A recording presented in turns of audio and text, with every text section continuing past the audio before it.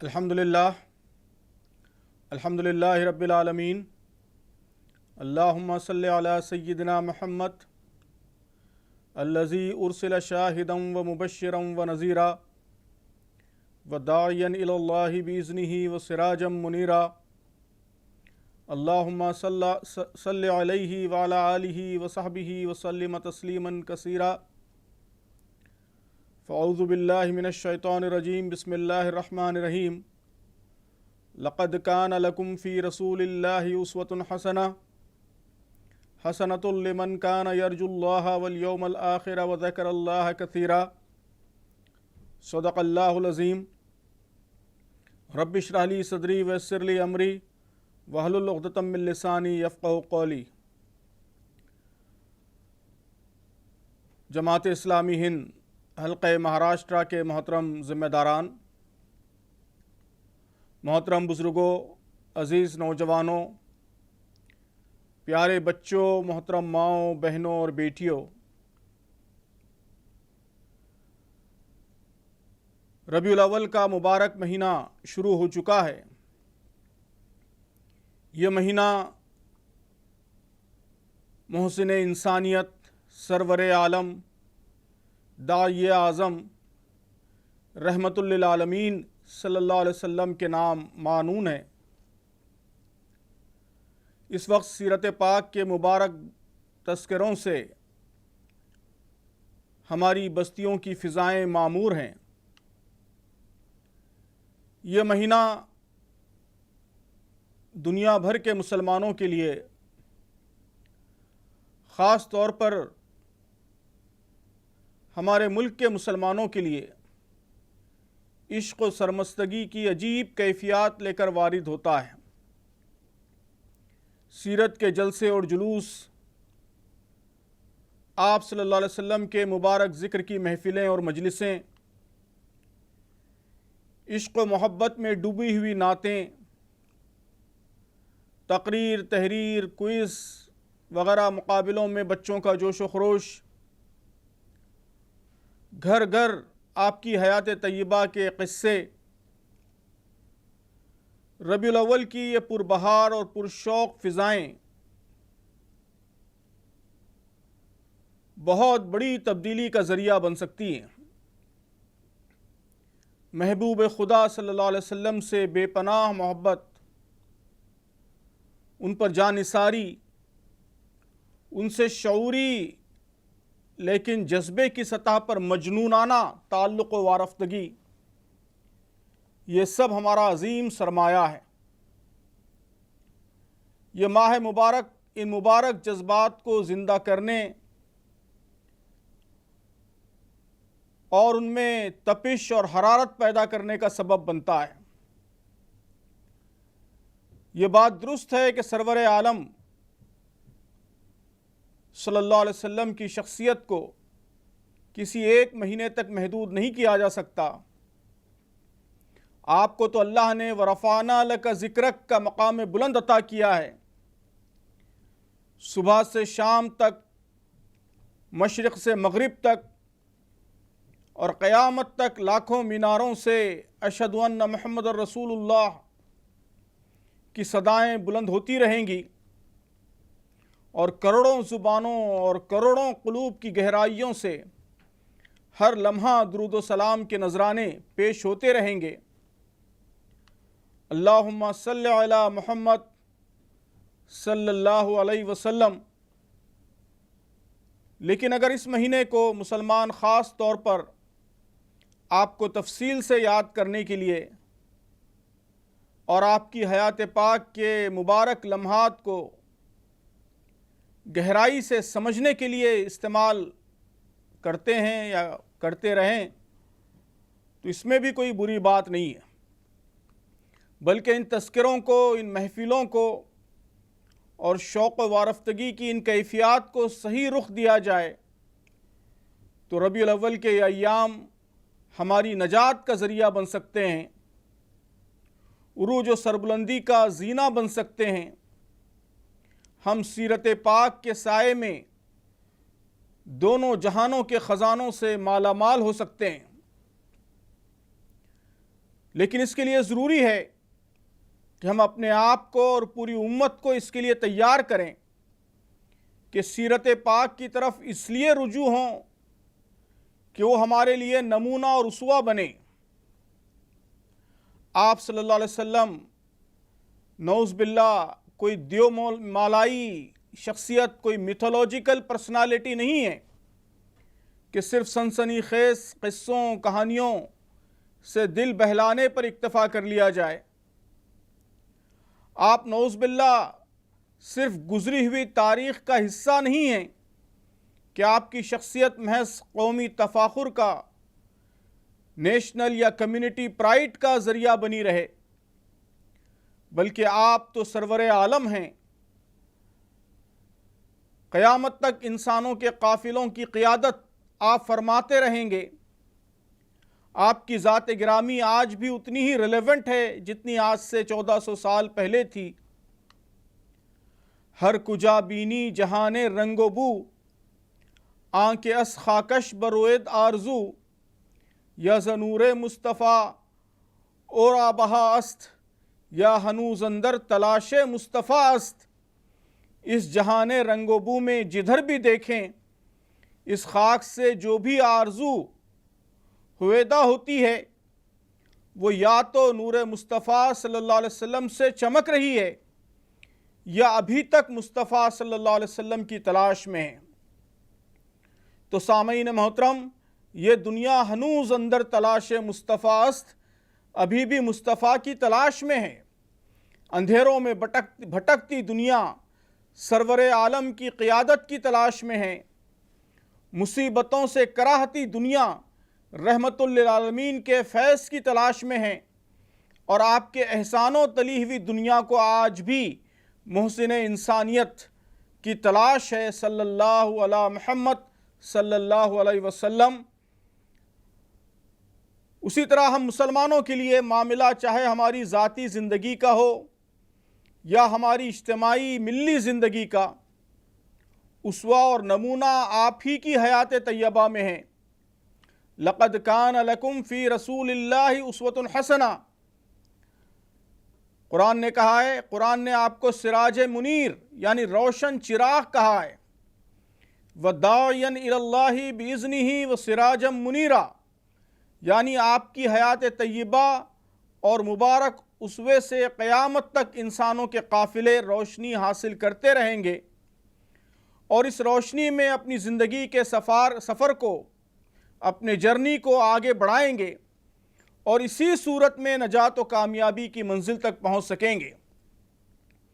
ہمارے لیے آپ صلی اللہ علیہ وسلم کی سیرت رہنمائی کا، گائیڈنس کا سورس بھی ہے اور انسپریشن کا سورس بھی ہے۔ اپنی ملی زندگی کے ہر مرحلے میں ہمیں آپ کی حیات پاک سے روشنی بھی حاصل کرنی ہے، منزل بھی وہیں سے تلاش کرنی ہے، اور منزل تک پہنچنے کا راستہ بھی اور منزل تک پہنچنے کی قوت بھی۔ اقبال نے عشق و مستی میں ڈوب کر کہا تھا کہ بپائے خواجہ چشمہ را بمالم، کہ ہم اپنے آقا کے قدموں سے اپنی آنکھیں ملا دیں۔ سرور عالم صلی اللہ علیہ وسلم کے قدموں سے آنکھیں ملانے کا مطلب آپ کے نالین کی تصویر کو آنکھوں سے لگانا، چومنا نہیں ہے، بلکہ آپ کے نشانات قدم پر نظروں کو جما دینا ہے، آپ کی منزل کو اپنی منزل بنا دینا ہے۔ آپ جس راستے سے گزرے، اس راستے، اس طریقہ کار، اس شاہراہ مستقیم کو اس طرح گلے سے لگا لینا ہے کہ ہماری زندگی کا ہر لمحہ اسی مبارک راستے کی مبارک خاک چھانتے ہوئے گزرے۔ پورے قد سے میں کھڑا ہوں تو یہ ہے تیرا کرم، مجھ کو جھکنے نہیں دیتا ہے سہارا تیرا۔ تجھ سے پہلے کا جو ماضی تھا ہزاروں کا سہی، اب جو تا حشر کا فردا ہے وہ تنہا تیرا۔ تمہید شاید کچھ طویل ہو گئی۔ آج دنیا کے مسلمان اور ہندوستان کے مسلمان طرح طرح کے چیلنجوں سے گزر رہے ہیں۔ اس حوالے سے سیرت میں ہم کو کیا رہنمائی ملتی ہے، یہ اس وقت میرا اصل موضوع ہے۔ محترم سامعین، رسول اللہ صلی اللہ علیہ وسلم نے اپنی دعوت کا آغاز فرمایا تو آپ ایک عرصے تک مکے میں ایک کمزور اقلیت رہے۔ آج برما کے روہنگیا، چین کے غور، فلسطین کے مسلمان، یہ دنیا کی مظلوم ترین اور کمزور ترین اقلیتیں مانی جاتی ہیں۔ لیکن اگر رسول اللہ صلی اللہ علیہ وسلم کے ابتدائی دور کے مکی مسلمانوں کو ہم دیکھیں، ان کی عددی قوت کا جائزہ لیں، ان کے مقابلے میں جو قوتیں تھیں ان سے ان کا تقابل کریں، تو آپ محسوس کریں گے کہ ظاہری اسباب کے اعتبار سے مکے کے یہ مسلمان آج کی اقلیتوں سے بھی زیادہ کمزور تھے۔ لیکن پھر کیا ہوا؟ آپ کئی سخت ادوار سے گزرے، مشکلات سہیں، تانے سہے، جسمانی اذیتیں برداشت کیں، اور اس کے بعد نبوی زندگی کے 23 برسوں میں انقلاب برپا ہو گیا۔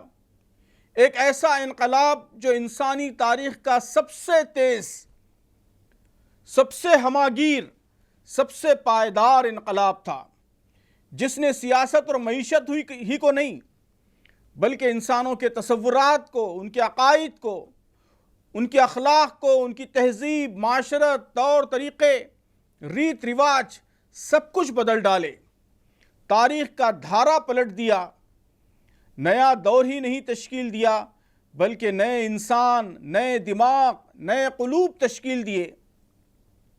یہ سوچنے کی ضرورت ہے کہ مکے کی اس کمزور اقلیت نے اتنا عظیم الشان انقلاب کیسے برپا کر دیا۔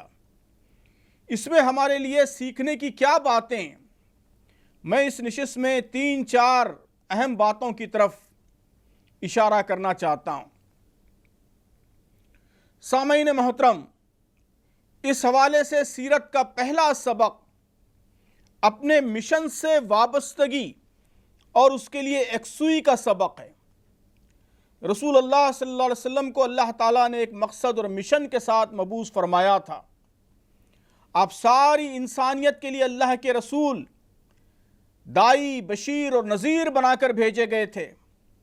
وَمَا أَرْسَلْنَاكَ إِلَّا كَافَّةً لِلنَّاسِ بَشِيرًا وَنَذِيرًا، کہ اے نبی، ہم نے تم کو تمام انسانوں کے لیے بشیر و نذیر بنا کر بھیجا ہے۔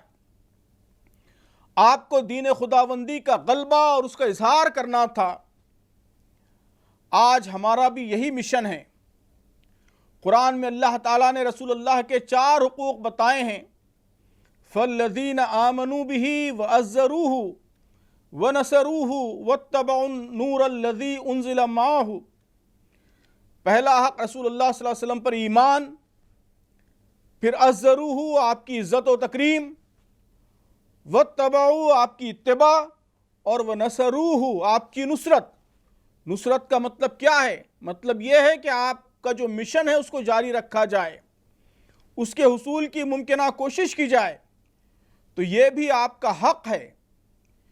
تو یہ مشن جو آپ لے کر آئے تھے وہ آپ کا اصل فوکس تھا، آپ کی زندگی کا مقصد و محور اور آپ کی دلچسپیوں کا مرکز تھا۔ آپ رسول اللہ صلی اللہ علیہ وسلم کی زندگی پر جس پہلو سے بھی نظر ڈالیے، جس مرحلے کو بھی دیکھیے، آپ یہی محسوس کریں گے کہ آپ کا ہر لمحہ اسی مشن کی خاطر وقف تھا۔ جو یکسوئی، جو فوکس، جو کانسنٹریشن، جو ارتکاز اس حوالے سے آپ کی حیات مبارکہ میں ہم کو نظر آتا ہے، آج ہم سب کو، اس امت کو اسی کی شدید ضرورت ہے۔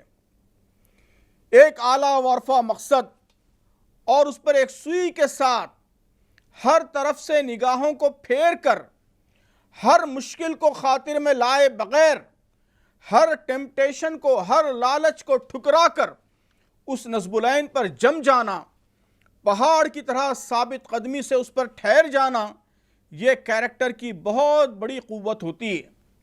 یہ قوت بڑے کاموں کو انجام دینے کی پہلی ضرورت ہے، یہ کامیابی کی بھی پہلی ضرورت ہے۔ جو قومیں اس قوت سے محروم ہوتی ہیں وہ کبھی بڑے کام نہیں کر پاتی، کبھی کامیاب نہیں ہو پاتی۔ جو مسافر اپنی منزل بھلا دے وہ کیسے سفر کر سکتا ہے؟ کاش کہ اس مہینے میں آپ کا مشن ہمارا مشن بن جائے اور اس مشن پر مکمل یکسوئی ہمیں حاصل ہو جائے۔ آپ غور کیجئے کہ رسول اللہ صلی اللہ علیہ وسلم کی زندگی میں ہر طرح کی مشکلات آئیں، پرسنل ٹریجڈیز بھی اور مسلمانوں کے لیے اجتماعی آزمائشیں بھی۔ آپ یتیم پیدا ہوئے، بچپن میں ہی والدہ اور شفیق دادا کے سائے سر سے اٹھ گئے، کشمکش اور مشکلات کے عروج کے زمانے میں شفیق چچا اور عزیز زوجہ کی رحلت کا صدمہ برداشت کرنا پڑا۔ سارے لڑکے آپ کی نگاہوں کے سامنے اللہ کو پیارے ہو گئے۔ آپ نبوت سے پہلے مکے کے سرکردہ تاجر تھے۔ حضرت خدیجہ رضی اللہ تعالیٰ عنہ کی ملٹی نیشنل تجارت شمال میں شام سے لے کر جنوب میں یمن تک پھیلی ہوئی تھی، اور مورخین کہتے ہیں کہ اس کا ٹرن اوور، آپ کی تجارت کا ٹرن اوور قریش کے باقی تاجروں کے مجموعی ٹرن اوور سے زیادہ تھا۔ بہت بڑا بزنس تھا۔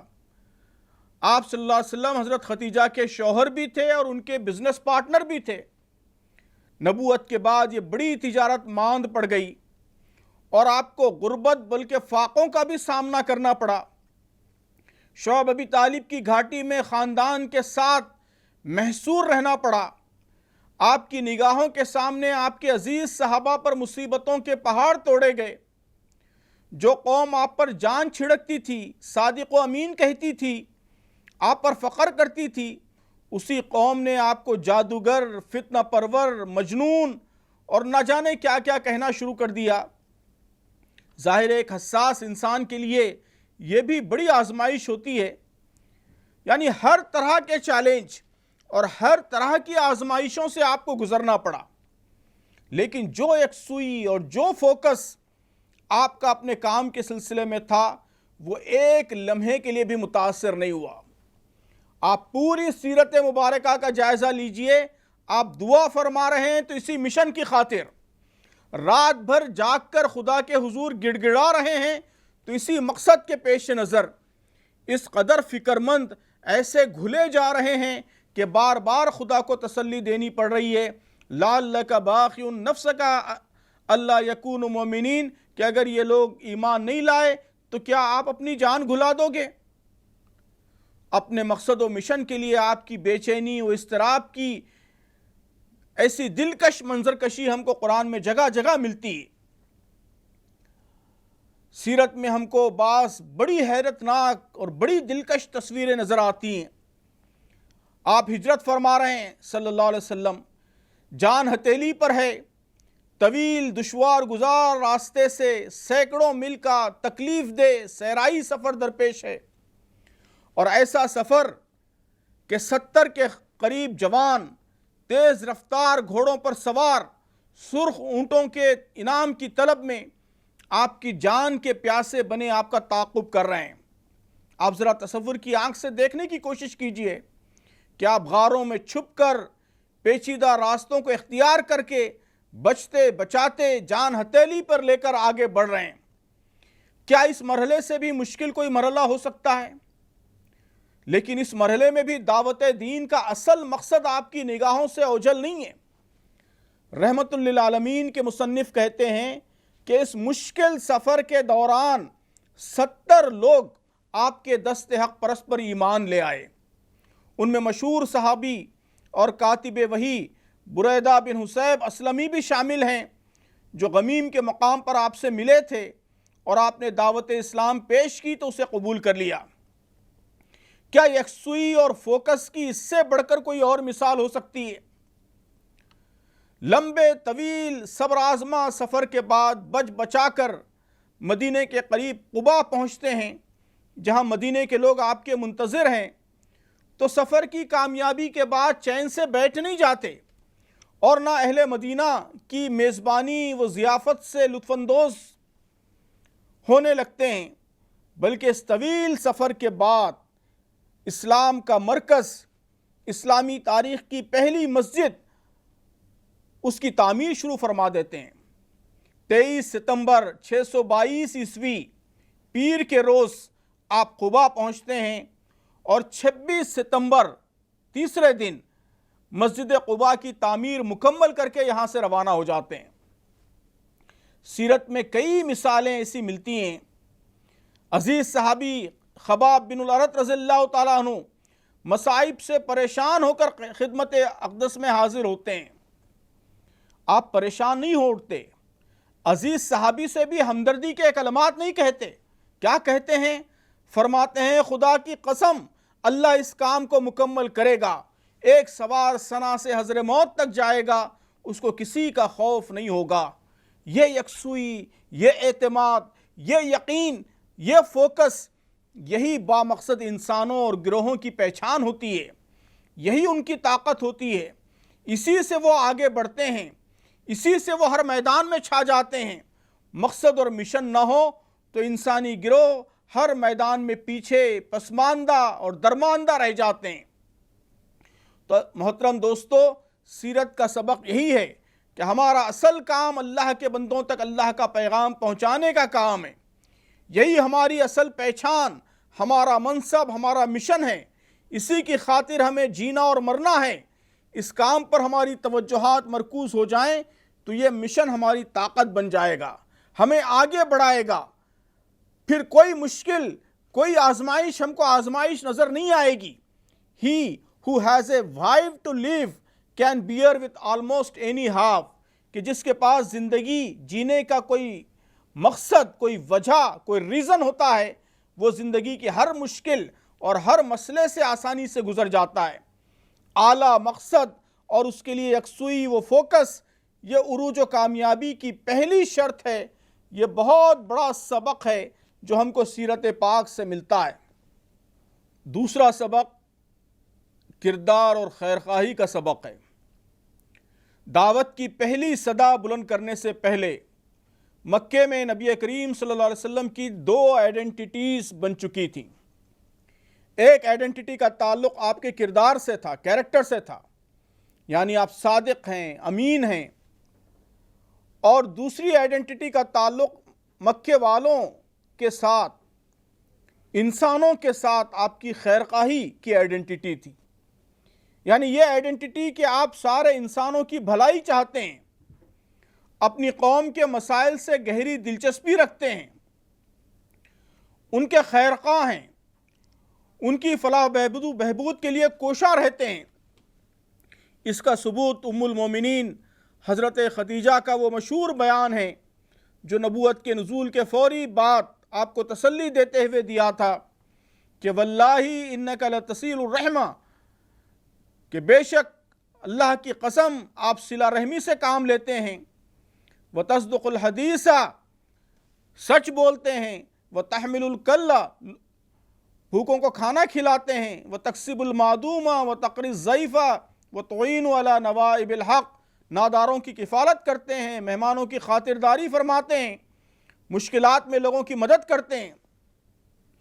نبوت سے پہلے کئی نازک اور حساس مسائل میں آپ کی قوم نے آپ پر غیر معمولی اعتماد کا مظاہرہ کیا۔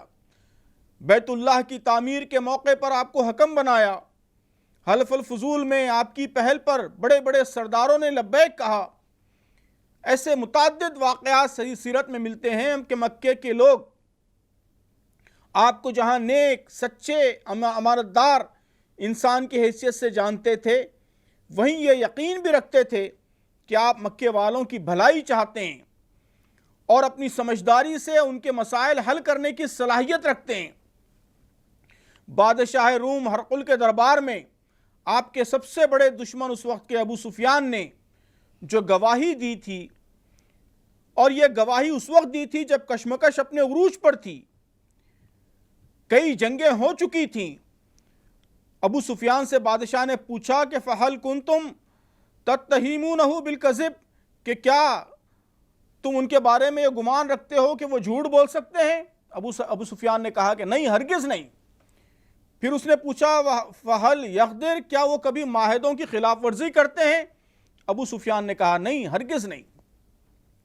ہجرت کا موقع بھی ایسا ہی کشمکش اور دشمنی کے عروج کا موقع ہے، اور اس موقع پر مشرکین مکہ کی امانتیں آپ کے پاس رکھی ہوئی تھیں جن کو لوٹانے کے لیے آپ نے حضرت علی کو اپنے پیچھے چھوڑا تھا۔ یہ بیک وقت آپ کے کردار پر اعتماد کی بھی دلیل ہے اور آپ کے اخلاص، خیر خواہی اور آپ کے دشمنوں کے آپ پر اعتماد کی بھی دلیل ہے۔ محترم دوستو، اس میں بھی ہمارے لیے بڑا سبق ہے۔ کیا آج ہم اس ملک کے انسانوں سے، یہاں کے سماج سے اپنائیت کا یہ تعلق رکھتے ہیں؟ کیا آج یہاں رہنے والے ہمیں اپنا سمجھتے ہیں؟ ہماری خیر خواہی پر اعتماد کرتے ہیں؟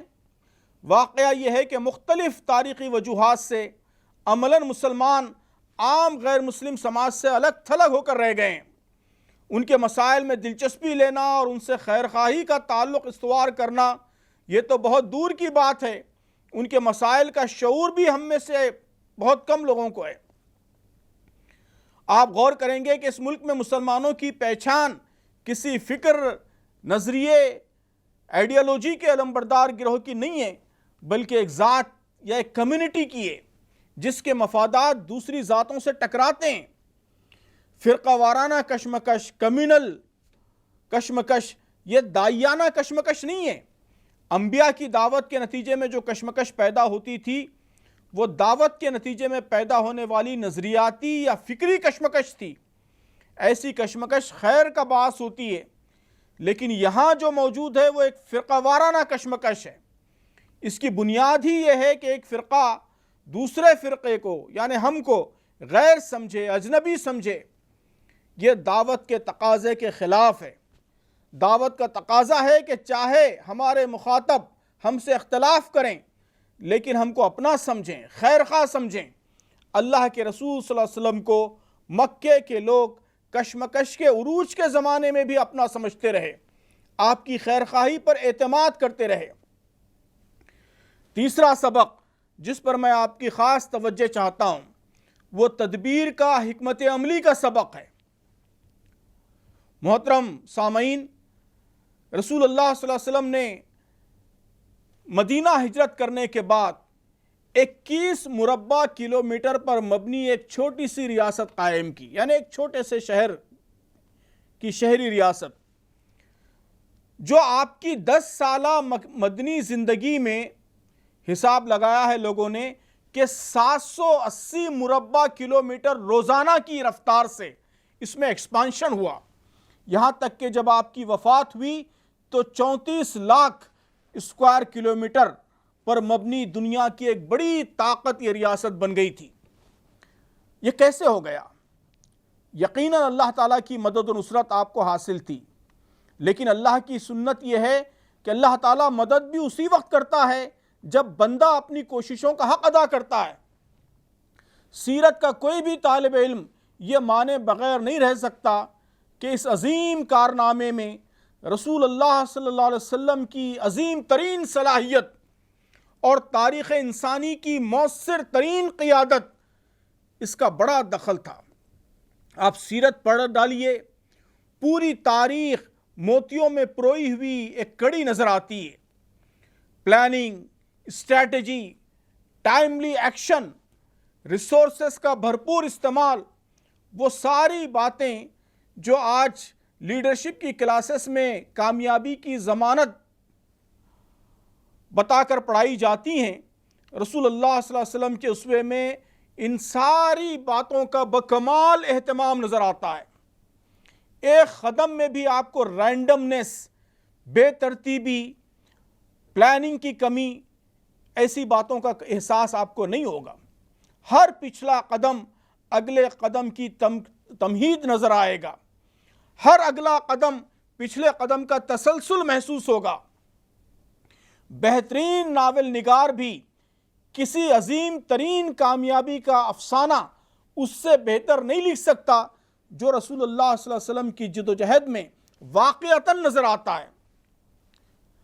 آپ غور کیجئے، یہ باخبری کی، بیدار مغزی کی انتہا ہے کہ مکہ جیسی دور افتادہ، پسماندہ اور مہذب دنیا سے کٹی ہوئی بستی میں 1400 برس پہلے انٹرنیٹ اور موبائل کے بغیر مکے میں بیٹھ کر آپ نے بساط عالم پر نگاہ دوڑائی اور صحیح اندازہ لگا لیا کہ مکے کے مجبور و مظلوم مسلمان، ان کے لیے جائے پناہ حبشہ کے ملک میں میسر آ سکتی ہے۔ مکے میں ابو طالب کے انتقال کے بعد ریجم چینج ہوئی، سخت دشمن سردار بن گیا تو آپ نے صورتحال کا سامنا کیا، فوری مطعم بن عدی کی پناہ حاصل کی۔ اس کے بعد آپ دیکھیے کہ مدینہ کا انتخاب کرنا، اوس و خزرج سے تعلقات استوار کرنا، ہجرت سے پہلے دشمن کو چانس دیے بغیر آگے بڑھ کر قریش کی تجارتی شاہراہ پر آنے والے تمام قبیلوں سے دفاعی معاہدے کر لینا، یہ سب اسٹریٹجک سوچ اور جو پولیٹیکل میچورٹی، پرو ایکٹیو پالیسی، ان سب کا کمال ہے جو سیرت نبوی میں ہم کو نظر آتا ہے۔ آپ نے اپنے حسن تدبیر سے دشمن کی ہر چال الٹی کر دی۔ دشمن نے پروپیگنڈے کا بازار گرم کیا تو آپ نے اسے دعوت کی توسیع کا ذریعہ بنا دیا۔ دشمن نے مکے سے نکالا، آپ نے اسے مدینے میں ایک ریاست کے قیام اور قوت کے حصول کا ذریعہ بنا دیا۔ دشمن نے حج سے روکا، صحابہ کے جذبات کو انتہائی مشتعل کر دیا، لیکن مدبر اعظم نے دشمن کی اس حرکت کو فتح مبین کا دروازہ بنا دیا۔ ایک مہاجر کی حیثیت سے آپ مکے سے نکلے، جسے اپنی اور اپنے ماننے والوں کی جان بچانا مشکل تھا، لیکن صرف 8 سال بعد فاتح مکہ کی حیثیت سے، بلکہ پورے جزیرہ نماں عرب کے متفقہ قائد کی حیثیت سے مکے میں تشریف لائے۔ مشقتوں سے ضرور گزرے، قربانیاں دیں، بھوک پیاس برداشت کی، جان کے خطرات مول لیے، لیکن اس کے ساتھ ہر ممکن تدبیر، ہر ممکن ذریعہ، ہر ممکن وسیلہ اس کا انتہائی خوبصورت، انتہائی آپٹیمم استعمال فرمایا۔ انقلابات کے ریولوشنز کے بارے میں کہا جاتا ہے کہ یہ ہمیشہ فسادات کے بطن سے پیدا ہوتے ہیں اور خود بھی بھیانک فساد پیدا کرتے ہیں، تب کہیں جا کر بڑی تبدیلی آتی ہے۔ انقلاب فرانس، امریکہ کی آزادی، روس کا اشتراکی انقلاب، خود ہمارے ملک کی آزادی، ان میں سے ہر انقلاب نے کئی ملین، بلکہ بعض نے تو کئی کروڑ انسانی جانوں کی قربانیاں مانگی، لیکن محسن انسانیت نے انسانی تاریخ کا تیز ترین اور ہماگیر ترین انقلاب کیسے بپا کیا؟ رحمت للعالمین کے فاضل مصنف نے بعض بڑے چونکانے والے عدد و شمار پیش کیے ہیں۔ وہ کہتے ہیں کہ 84 جنگی مارکے نبی کریم صلی اللہ علیہ وسلم کی زندگی میں ضرور ہوئے، لیکن اس میں دونوں طرف سے مرنے والوں کی جملہ تعداد صرف 1018 تھی، 1018۔ مسلمان اس پوری مدت میں صرف ایک قید ہوا، only one، اور دشمن کے 6564 لوگ جملہ قیدی بنائے گئے، ان میں 97%، 97%، یعنی 6337 لوگ موقع ہی پر رہا کر دیے گئے۔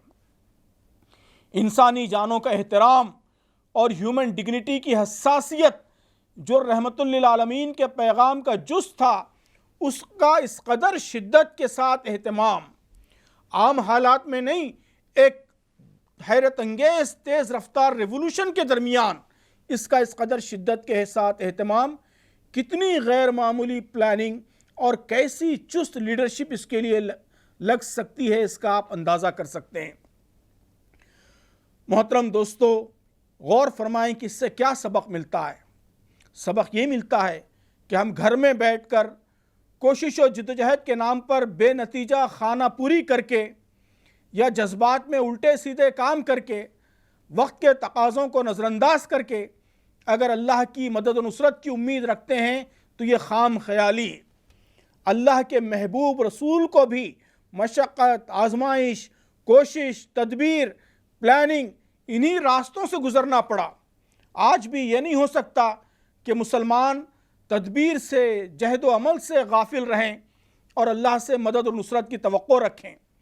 یہ ضروری ہے کہ ہم بہترین اسٹریٹجی بنائیں، اعلیٰ درجے کی صلاحیتوں کی اپنے درمیان افزائش کریں، اپنی کمزوری اور درماندگی کے حقیقی اسباب کی کھوج کریں اور ان اسباب پر قابو پائیں، بہترین عصری صلاحیتوں کی حامل قیادتوں کو ابھاریں، اچھے سے اچھے ریسورسز کی تلاش کریں، انہیں حاصل کریں، ان کو بہترین طریقے سے استعمال میں لائیں، جدوجہد کا، قربانی کا حق ادا کریں، مطالعہ و تحقیق، پلاننگ، مینجمنٹ، لیڈرشپ، اس کے جدید طریقوں کو روبہ کار لائیں، علمی اداروں کا، تھنک ٹینکس کا رواج عام کریں، ٹھوس علم کی اور ریسرچ کی بنیادوں پر فیصلے کرنے کا کلچر عام کریں۔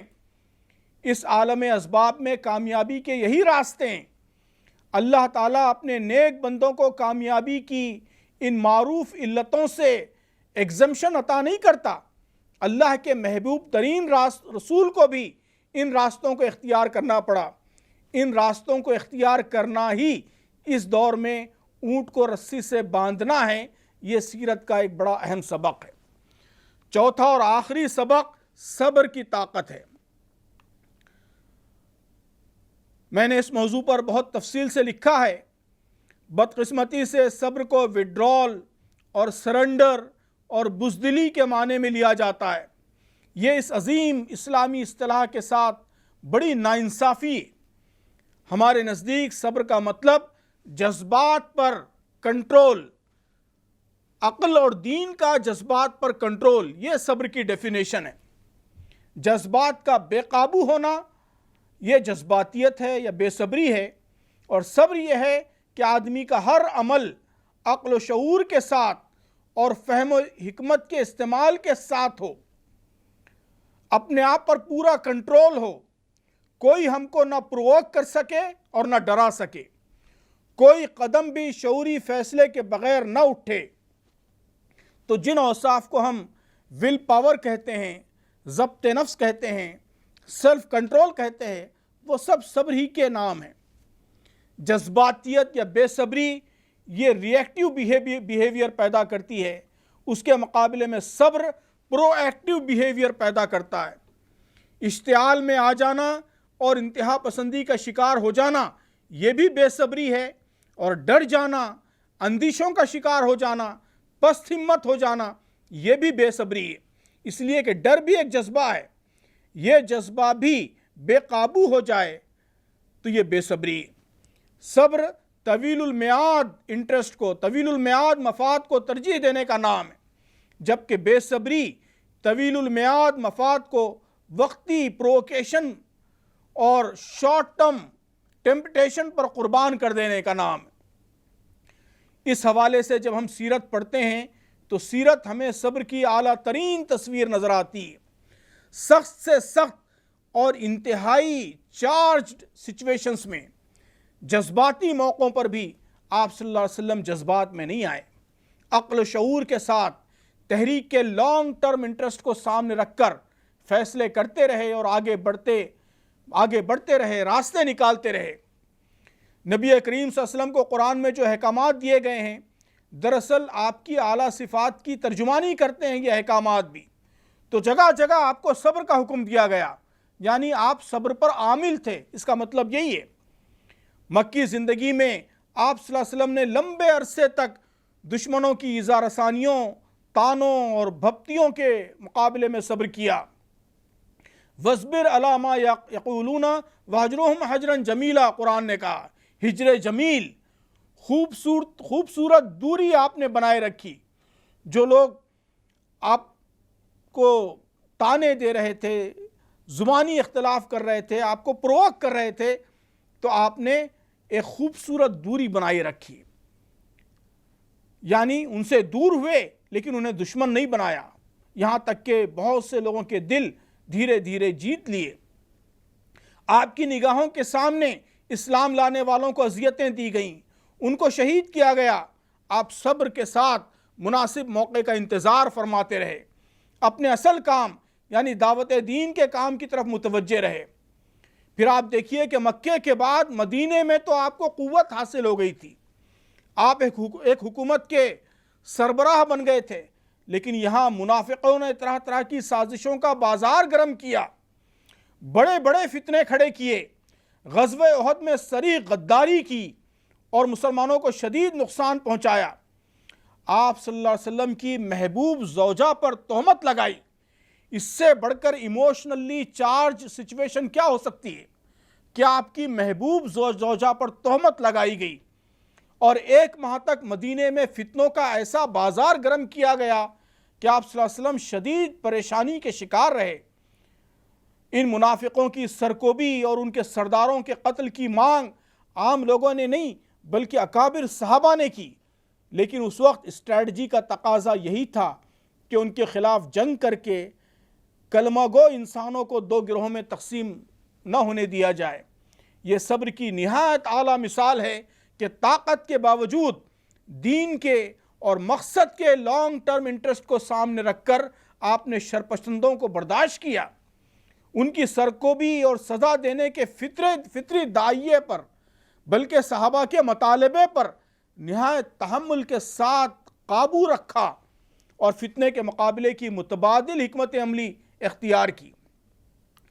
محترم دوستو، باتیں بہت ساری کہی جا سکتی ہیں۔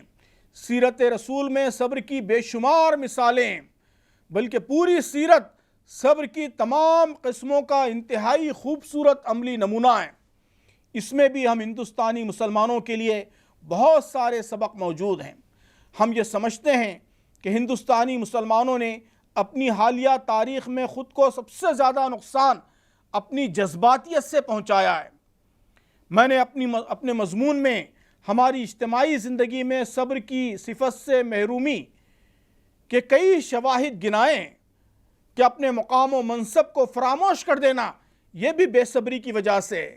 واقعات و احوال کو دیکھنے میں شدت پسندی، سینس آف وکٹیمائزیشن، احساس مظلومیت کو ہمیشہ اپنے حواس پر طاری رکھنا، ترجیحات کے شعور سے محروم ہو جانا، نان ایشوز میں الجھ جانا، عدل اور عادلانہ رویوں سے دوری، اپنے کاموں کے آؤٹ کمز کیا ہو سکتے ہیں، نتائج کیا ہو سکتے ہیں، اس سے لاپرواہی، امت کا، اسلام کا لانگ ٹرم انٹرسٹ کس میں ہے، اس پر توجہ نہ دینا، یہ سب بے صبری کے مظاہر ہیں۔ آج سیرت رسول سے ہمیں صبر سیکھنے کی ضرورت ہے۔ اس طرح محترم دوستو، سیرت رسول سے مسلمانوں کی اجتماعی زندگی کے سلسلے میں چند سبق ہم نے آج حاصل کرنے کی کوشش کی ہے۔ میں ہمیشہ سیرت کے پروگراموں میں یہ سوال اٹھاتا ہوں اور میرے نزدیک سیرت سے رہنمائی حاصل کرنے کا، اپنی زندگی کے لیے سیرت سے روشنی حاصل کرنے کا یہ آسان طریقہ ہے کہ ہم ہر مرحلے میں یہ سوچیں کہ آج کی تاریخ میں 23 اکتوبر 2020 کو مہاراشٹرا میں اگر اللہ کے رسول ہوتے تو آپ کیا کرتے؟ آپ کی اسٹریٹجی کیا ہوتی ہے؟ آپ کا اپروچ کیا ہوتا؟ ہم غور کریں، جو کچھ آپ کرتے وہی ہم کریں۔ یہی سیرت کو فالو کرنے کا اور سیرت کو اسوہ بنانے کا مطلب ہے۔ اللہ تعالی ہم سب کو اس کی توفیق عطا فرمائیں۔ اللہم صلی علی محمد وعلی آل محمد کما صلیت علی ابراہیم وعلی آل ابراہیم انک حمید مجید۔